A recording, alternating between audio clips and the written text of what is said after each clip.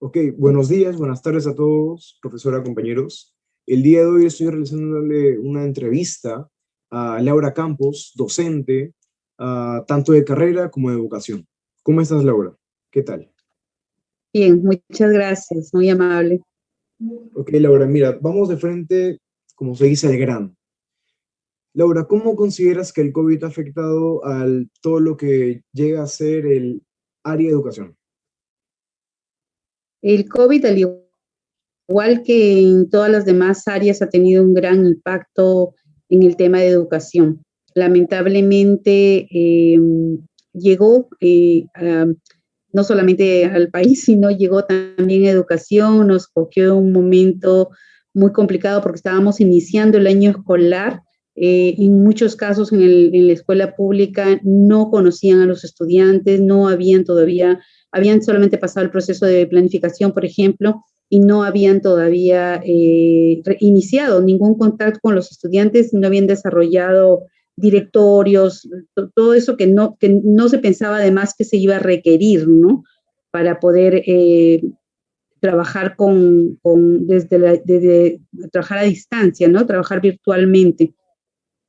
Y el problema también que tuvimos y que salió a la luz, que se conocía muchas veces, pero que normalmente no se trataba, era que había todavía una brecha muy grande en las capacidades con las que contaban los maestros para poder hacer uso de la tecnología, porque normalmente en las escuelas cuentas con un maestro de innovación, del aula de innovación que le llaman, que es el aula de tecnología. Entonces muchas veces los maestros no le daban la importancia, no tomaban la relevancia de poder entrar en el uso y la apropiación del uso de herramientas tecnológicas.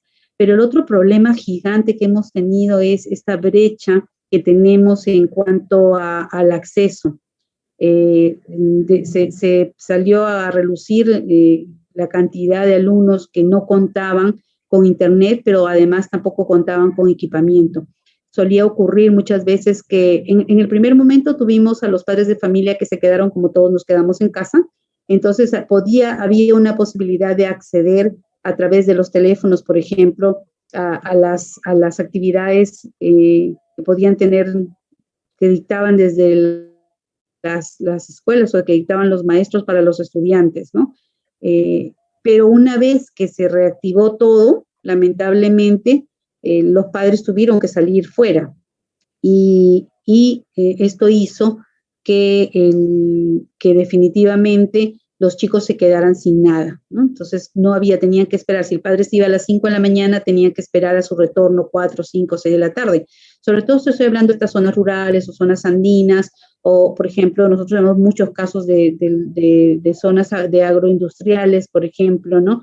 Donde el padre, la madre o el tutor se iba muy temprano y ya no regresaba hasta la tarde. Entonces ahí tuvimos muchas dificultades también para el acceso, para coincidir en los horarios. Los maestros tenían que estar prácticamente todo el día, por ejemplo, impartiendo la misma actividad o resolviendo preguntas, ¿no?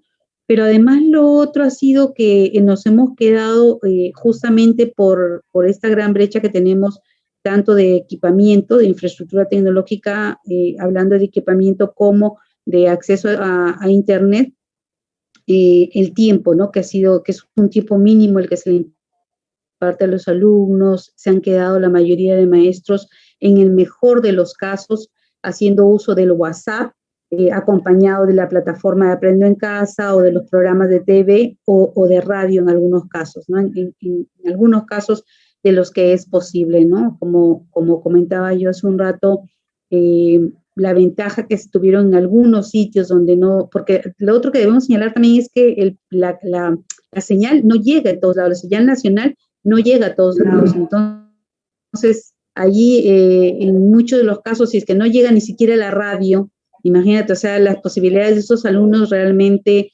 es grande de quedarse fuera de la escuela, que es lo como ocurrió, ¿no? También pudimos revisar un poco el tema de números y veíamos que cuando revisábamos el tema de deserción, veíamos que no era, aparentemente no parecía que fuera tan grande el impacto. Pero nosotros que hemos tenido acceso con los maestros, que los hemos acompañado en diferentes proyectos, no era tan real, que era un 1, 2 o 3% de número, de porcentaje de estudiantes que hubieran abandonado la escuela. A veces veíamos grupos donde solamente asistían el 50%, el 40% de estudiantes, ¿no? Entonces, ahí vemos que la brecha era mayor, quizás no se ha podido visibilizar por diversas razones, y finalmente, claro, como cierre o culminación del año escolar sí se reportó porque los alumnos finalmente se recuperaron o se volvieron a reincorporar, ¿no? O era espaciado, pero como permanencia en cantidad, en calidad, en posibilidad de contar espacios formativos que complementan realmente unos a otros, no se ha tenido, ¿no? Claro, te entiendo totalmente, Laura.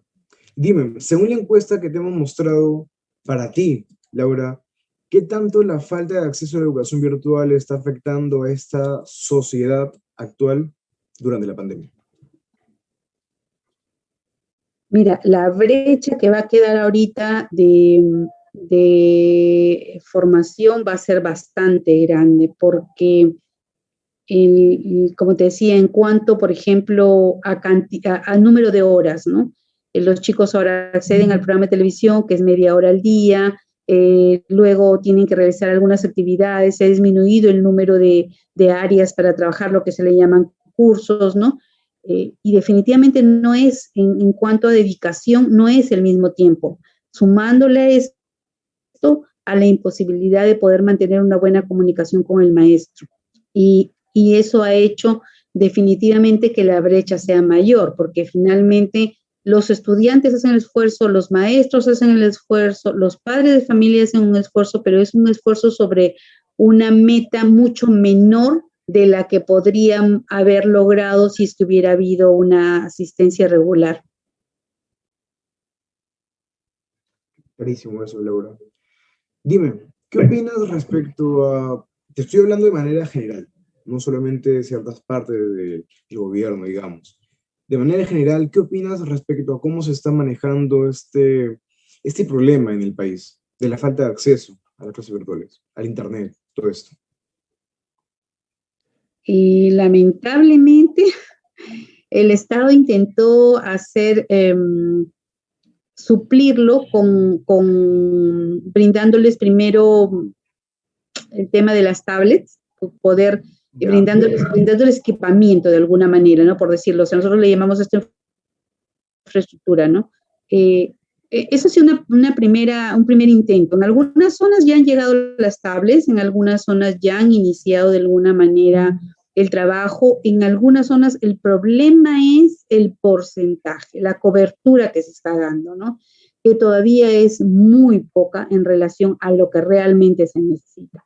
Entonces todavía estamos hablando de que se llega a zonas rurales, ¿no? Y cuando digo zonas rurales, y tú me hacías la pregunta, no solamente en algunas zonas específicas, no me estoy refiriendo a necesariamente a zonas muy distantes, muy lejanas o zonas altoandinas, ¿no? Ahorita estoy pensando, por ejemplo, estoy hablando de zonas rurales, estoy pensando en Ica y fuera del centro de Ica, que ya hay zonas que son rurales, o de pronto estoy pensando en Piura y estoy pensando en Catacaos y las zonas rurales de Catacaos, que estoy hablando de 15, 20 minutos, media hora, lo mucho, de Piura, ¿no? Entonces, no estamos hablando de lugares que están completamente fuera de, son lugares muy cercanos, si uno siente son lugares muy cercanos de zonas urbanas, sin embargo, ahí el acceso es menor, el acceso a Internet es poquísimo, ¿no? Y generalmente es a través del padre de familia. No era una necesidad antes probablemente, pero ahora sí es una necesidad. O sea, si queremos llegar de la mejor manera con los programas que existen, por ejemplo, el año pasado la iniciativa gigante que se dio, la movilización que se dio desde el mismo ministerio, ¿no? O sea, el crear esta plataforma, el poder lanzar esta plataforma que además ha sido premiada por la UNESCO como una muy buena iniciativa. A esta plataforma se le sumó además iniciativas privadas donde te daban libre acceso. ¿Qué iniciativas privadas? Desde el mismo hecho, ¿no? Por ejemplo, el que Zoom liberara espacios, que Google Meet liberara espacios, ¿no? En el caso, por ejemplo, del programa de esta plataforma de Syllabus, el programa, que me acuerdo ahorita, el Google Reader, por ejemplo, que creó todo liberó un número de libros para plan lector, ¿no? Entonces, sí, pues existen iniciativas que se han sumado al ministerio, muchísimas, o sea, son estas poquitas que ahorita me puedo acordar para comentártelas, pero existen muchísimas iniciativas que se sumaron. Sin embargo, por el problema de acceso, nuevamente regresamos a la falta de internet y a la falta de equipamiento, es que no se han podido aprovechar al 100%, ¿no? Claro. Laura, ¿crees que la educación virtual es igual de efectiva que la educación presencial? Mira, la educación virtual, yo creo que tendríamos que evaluar bien cómo podría darse la educación virtual, porque definitivamente la educación virtual requiere que primero se desarrollen una serie de capacidades y competencias para poder lograr que sea óptima, quitando el hecho de los requerimientos mínimos exigibles que se necesitan, ¿no? Estamos hablando de tener un buen equipo, tener acceso a internet. Necesitamos desarrollar de todas maneras ciertas capacidades, que el maestro tenga la posibilidad de poder crear sus materiales, de poder diseñar sus videos, diseñar el material, aquello con que va a llegar, porque tiene que aprender a saber cómo llegar, porque no se puede llegar de la misma forma que en la presencialidad, ¿no? Es mucho más complicado, y además que el maestro requiere desarrollar habilidades para poder formular las sesiones de clase, para desarrollarlas en virtualidad. Adicionalmente a esto, tendríamos que pensar también en qué capacidades requiere el estudiante, porque el estudiante también requiere un cierto nivel o cierto nivel de desarrollo de autonomía.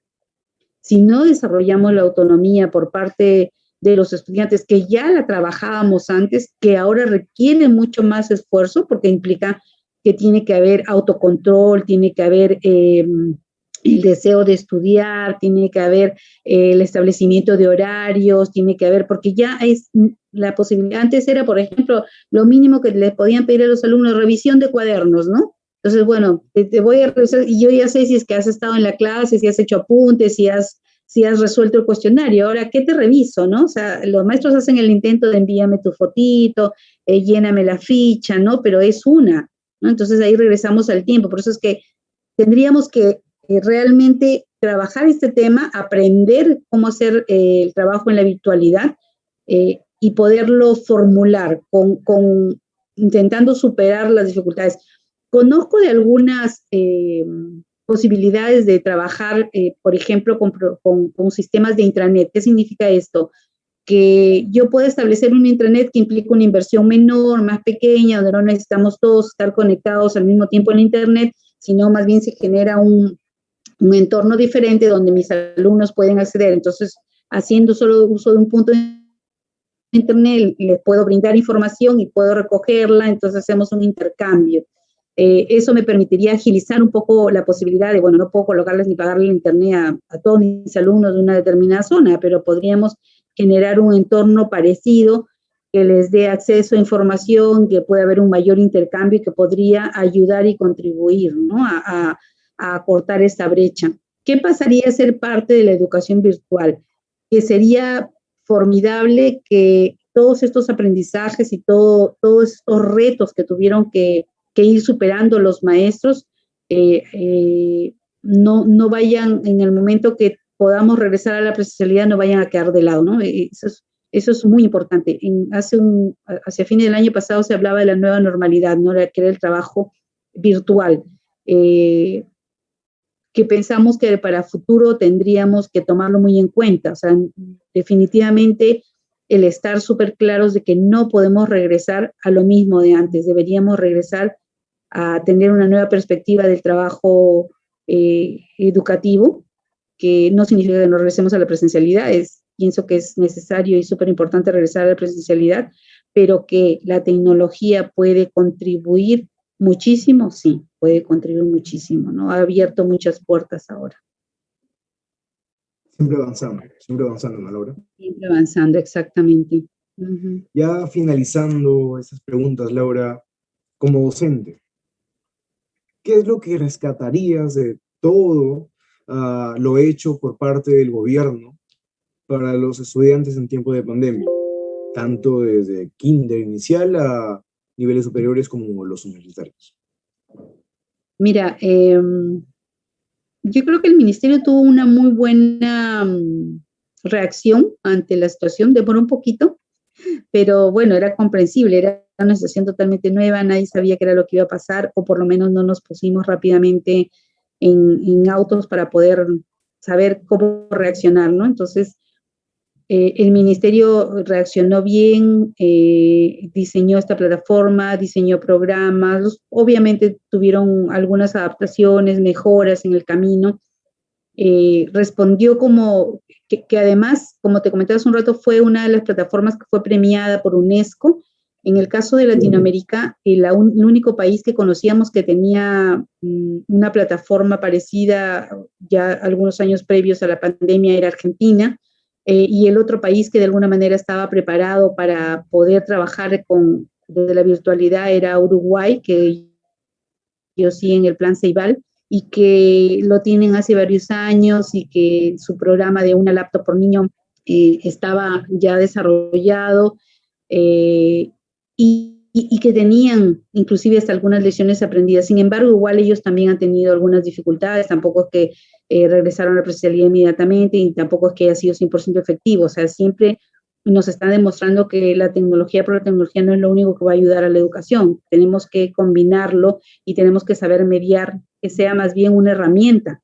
Sin embargo, el ministerio tuvo una buena reacción, estableció los programas, intentó acortar las brechas inmediatamente. Lo que nos falló ahí era el acceso y el equipamiento que no teníamos, ¿no? El ministerio tuvo una buena reacción, sumó inclusive, como comentaba, diversas, que hubo muchísima apertura de empresas ligadas a educación, con servicios de variados, como te digo, desde libros, desde plataformas, programas, todo lo que podría haber en ese momento se sumó. Fue muy interesante ver cómo las empresas iban liberando el acceso a sus plataformas, por ejemplo, ¿no?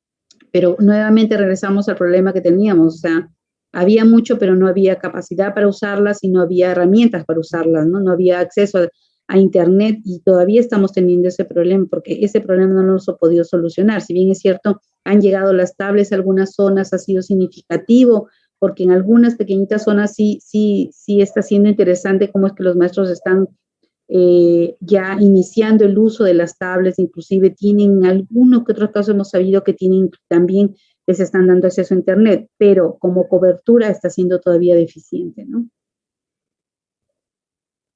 Totalmente deficiente, Laura. Bueno, Laura, agradecemos que nos haya brindado de tu tiempo para responder a esas preguntas y muchísimas gracias. Espero tengas Gracias a un buen día. ustedes, cuando gusten. Gracias. Gracias, Laura.